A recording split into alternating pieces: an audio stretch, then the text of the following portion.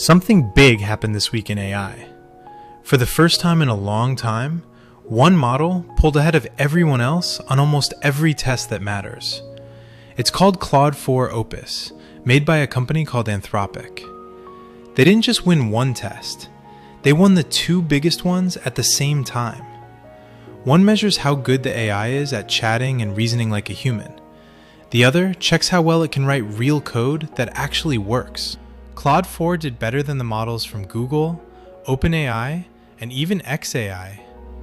What makes it stand out? It can remember and think about much longer conversations, up to 200,000 words at once.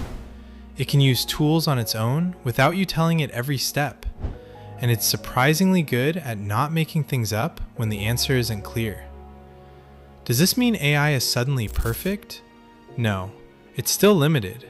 It still gets things wrong. It still needs humans to guide it. But right now, February 2026, Claude 4 is the strongest public AI we've seen. The race isn't over. Google and others will probably release something new soon. But for this moment, one model is clearly ahead. What do you think this means for the tools you use every day? Drop your thoughts below. I read every comment. See you in the next one.